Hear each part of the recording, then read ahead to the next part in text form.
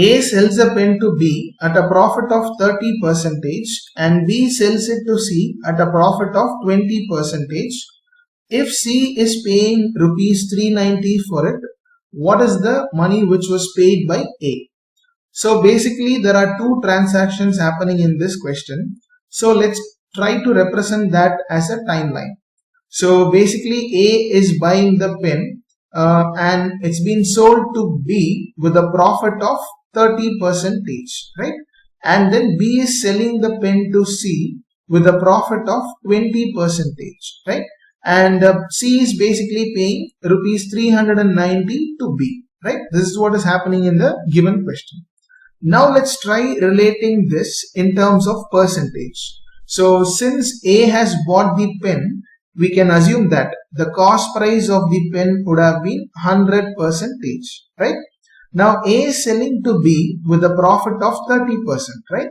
Which means what should have been the selling price of the pen from A to B? It should have been 130%, right? Now what is happening with respect to the transaction between B and C?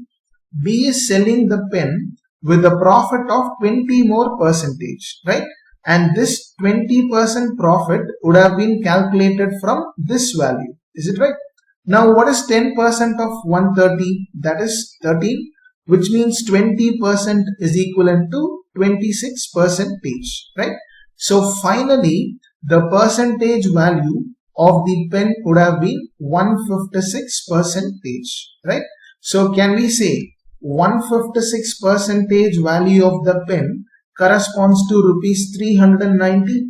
And the question asks us to find out what did A pay for the pen, which means they are asking us to find out the original cost price of the pen, which is 100%, right? So let's relate them. So 156% corresponds to 390, 100% corresponds to the original cost price, right?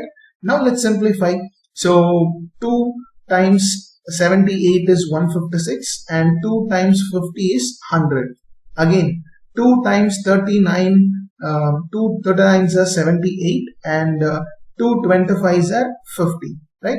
Similarly, now we can cut off these two terms. 1 39s are 39 and 10 39s are 390. Now let's cross multiply.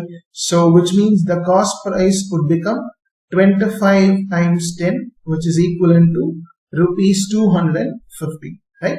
So what does this mean? A is basically buying the pen for rupees 250 and then the further transactions takes place. That's all.